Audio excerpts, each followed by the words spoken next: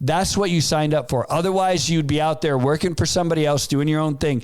You wanted this. This is exciting. This is something that you've dreamed of, and it's something that you can do. Hi, my name's Devon. Today I own several multi-million-dollar companies. We started with $5,000 in a credit card. I don't know the easy way. I only know the hard way.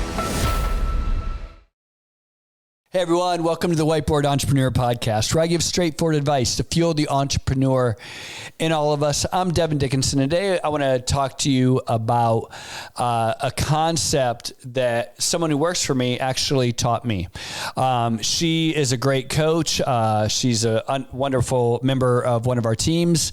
And we were having a discussion this week, and she knows I also coach. And so we always have lots of conversations. And she said, hey, you know what, Devon? She said, someone taught me this. I'm going to teach you it. I think it's an important lesson. And I was like, cool. What is it? And she said, players win games, coaches lose games. And I kind of sat back in my seat and thought about it for a second. And I was like, I absolutely agree with that. I think that is so true. And the reason I'm talking about sports is I'm actually in season right now. So, probably a lot of these podcasts will have some sports overtones to it. But I was thinking about various games that I've lost over the years as a coach, and almost without a doubt, and I'm not talking about like blowouts and stuff where it's just like way overmatched or anything like that. But I'm talking about like games that you go in and you could either win or you lose. And unfortunately you lose.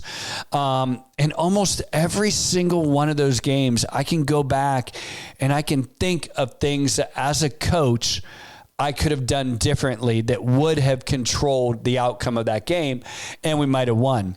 And I've thought about the games that we have won, and sure, I've done stuff in those games and everything, but really those victories have been on the players because the players go out there and they do their job. But at the end of the day, like the big decisions of the game, they fall on me. They fall on the coach. And I think that's such a picture of life. And if you're right now a business owner, you're right now someone who's out there, pursuing their dreams, and you're quote unquote losing, we have this desire to look around within the organization or the situation and find blame. Because I think that's what coaches will do. Like they'll be like, you know what? My center back, he just isn't getting the job done, and that's why we're losing games, right? And we want to do that probably as a coach, but we do that in life, right? And so you say, oh, you know what? My marketing team sucks. That's my problem. Or, you know what? Think about it. You know what?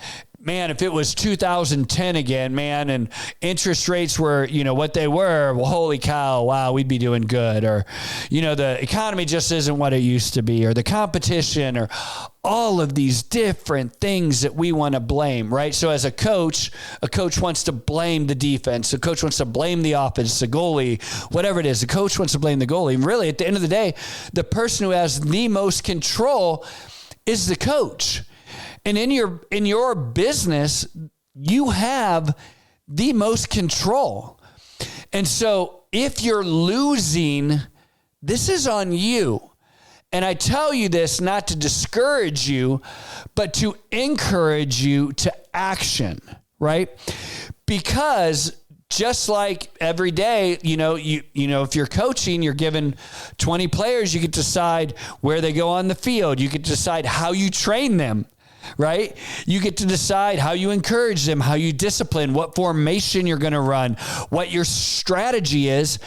That is the exact same thing that you get to do in business. And right now, if it's, you're losing, let's just pretend that it's halftime.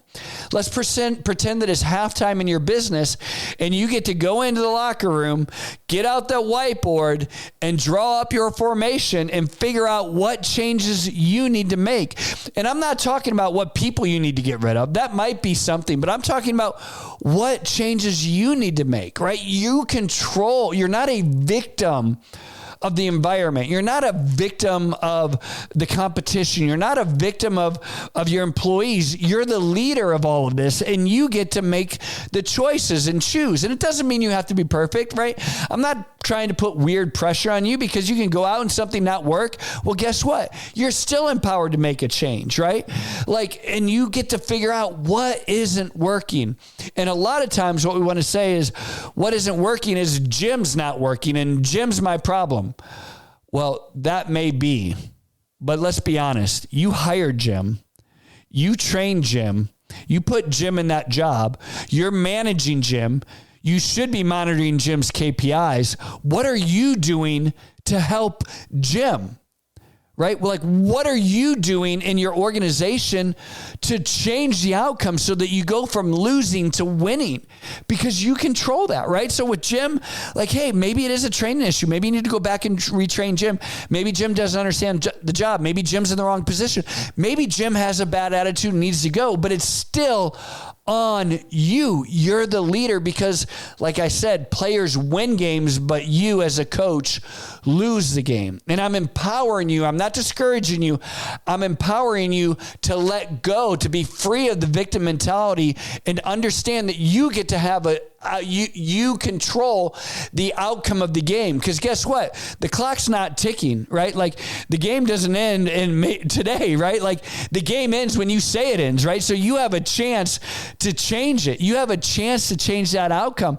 And this should be encouraging to you. You may say, yeah, but Devon, the competition is different than it used to be. Okay, are you telling me that you can't do business anymore?